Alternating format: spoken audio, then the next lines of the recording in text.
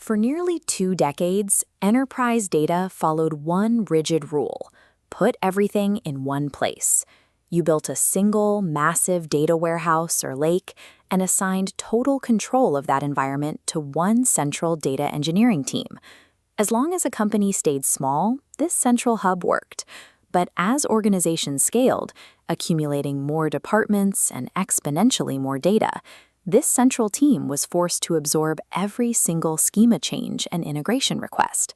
The result is a backlog that stretches for months. Analysts wait quarters to get a new dataset added, and the engineers pushing the buttons lack the domain knowledge to understand what a customer churn event actually means to the marketing team versus the finance team. The centralized model eventually broke down because human bandwidth, not storage capacity, is the actual limiting factor in modern business data.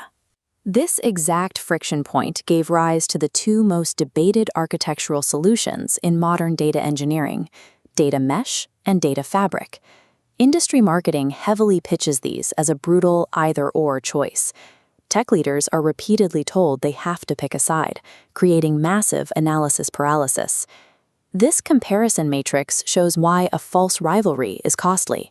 Pick the wrong path and you waste millions on software, or force an unprepared cultural shift. In reality, data mesh is an organizational shift. Data fabric is a technological overlay. Pitting them against each other is a category error. Resolving your specific bottleneck requires understanding exactly which type of solution your friction point demands.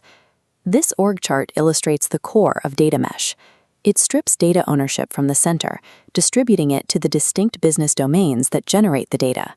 The people who understand the numbers are now held directly accountable for their quality. That level of localized accountability creates immense friction. Implementing a data mesh means rewriting job titles, demanding new skills from existing teams, and fighting severe internal resistance to organizational change. Data mesh trades immediate technological efficiency for long-term accountability by forcing business units to take ownership of their own mess. If you decentralize ownership without establishing strict rules, you do not get a mesh. You get a dozen disconnected, unusable data silos. To prevent chaos, domains are required to treat their data as a product.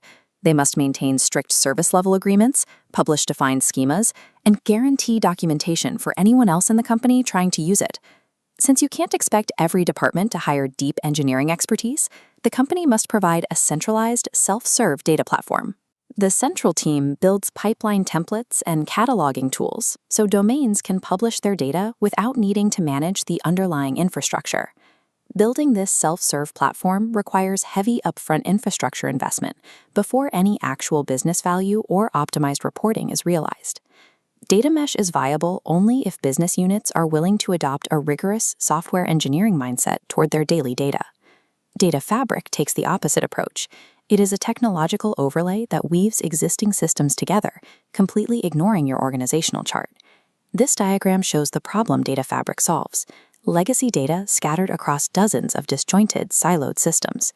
Instead of migrating everything, Fabric uses AI to continuously scan these systems, mapping relationships and understanding what exists without physically moving data. Analysts get a single unified search and query layer. This drastically reduces the hours previously spent hunting for records across disconnected storage buckets.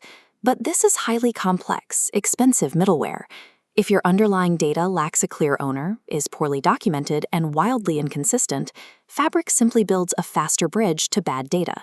Data Fabric treats the integration symptom rapidly, but it does nothing to cure the underlying disease of data ownership and accountability. Choosing between them comes down to explicitly defining the core question you need answered. Mesh asks, who owns this data? Fabric asks, how do we connect it?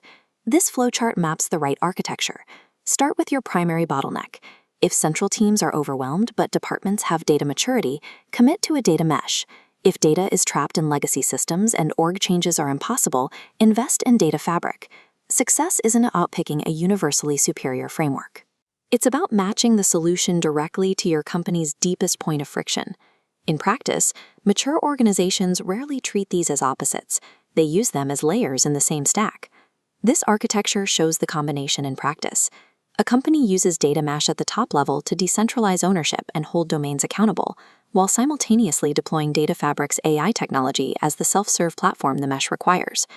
This combined path is incredibly resource-intensive.